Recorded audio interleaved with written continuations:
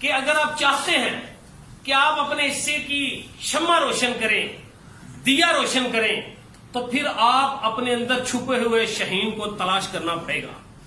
آپ کے اندر ایک عدد شہین چھپا ہوا ہے ہر انسان کے اندر کسی نہ کسی روپ میں.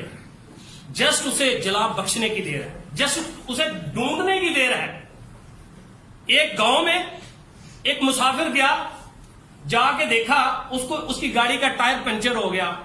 دکان ڈھونڈی، اس نے کہا کوئی ٹائم لگ جائے گا. وہ اتنی دیر میں ایک ڈیرے پہ چلا گیا.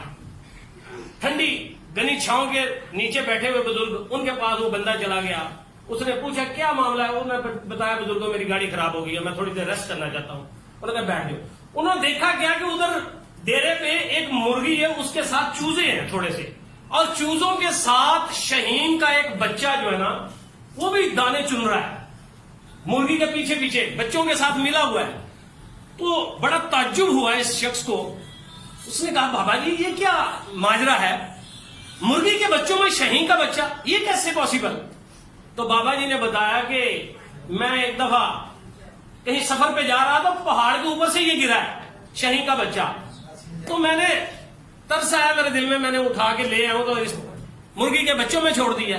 تو یہ اب مرغی کے بچوں کے ساتھ مل گیا، گل مل گیا. اس کو یہی ہے کہ میں اب ان کا ساتھی ہوں. تو اس کو نہیں پتا کہ میں کون ہوں. انہوں نے کہا بابا جی یہ بچہ اگر شہین کا بچہ یہ چوزا مجھے دے دیا جائے تو میں اس پہ سرچ کرنا چاہتا ہوں. بابا جی نے کہا لے جاؤ. انہوں نے اس پہ سرچ کرنا شروع کر دی، اسے پالنا پوسنا شروع کر دیا. جب اس کے پر نکل آئے، اس نے دیکھا کس کے پر نکل آئے ہیں، یہ پھڑپڑانا شروع کر دیا اس نے، یہ اڑ سکتا ہے. تو وہ بندہ اسے چٹان پہ لے گیا، بلند پہاڑ پہ لے گیا. جا کے کہتا ہے کہ میں تجھے روز کہتا ہوں کہ تو شہین کا بچہ ہے، تیری منزل یہ زمین نہیں ہے، تیرا گھر یہ زمین نہیں ہے، تیرے رزق کی تلاش یہاں زمین پر نہیں ہے، تو آسمانوں پہ رہنے والا ہے، تیرا رزق بھی آسمانوں میں ہے.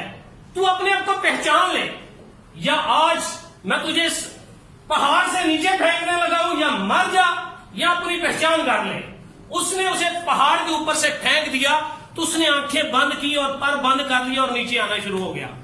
جب نیچے آنا شروع ہوا شہین کا بچہ، کافی دیر بعد اس کی آنکھیں کھلی تو اس نے دیکھا کہ میں تو ابھی زمین آئی نہیں ہے، میں تو نیچے گر رہا ہوں، میں تو مر جاؤں گا. تو اس نے اپنے پر کھول دیے ڈر کے مارے. جب پر کھولے تو وہ اس کی پرواز میں ٹھہراؤ آ گیا. اس کو پتا چل گیا کہ میں تو اڑ سکتا ہوں، آئی کین فلائی. جب اس نے یہ پہچان کر لی کہ میں فلائی کر سکتا ہوں تو اس نے خوشی سے چیخنا شروع کر دیا. اور پہاڑ کی جب وہ قدموں سے ہوتا ہوا گرتا بچتا مرتے ہوئے بچتا جب اس نے اڑنا شروع کیا، چوٹی کے اوپر سے جب اس بندے کے سر کے اوپر سے گزرتا ہوا چیختا ہوا اوپر چلا گیا تو اس نے کہا میں نے تجھے کچھ نہیں دیا، جسٹ تجھے تیری پہچان دی ہے. آپ کے اندر بیٹھے ہوئے آپ اپنی پہچان کر لیں گے.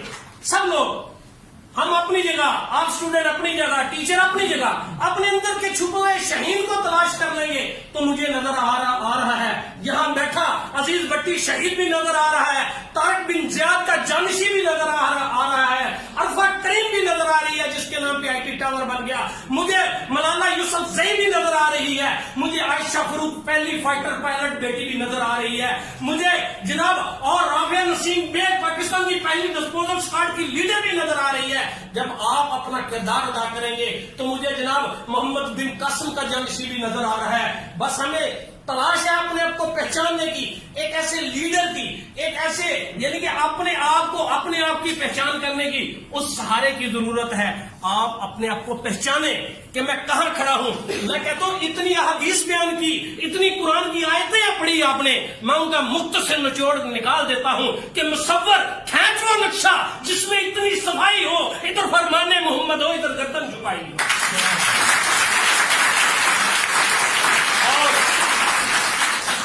خون نے دل دیکھے نکھاریں گے روح برگے گلاب، ہم نے گلشن کے تحفظ کی قسم کھائی ہے.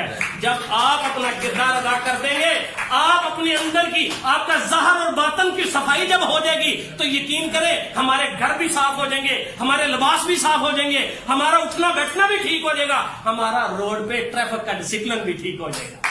بس یہی میرا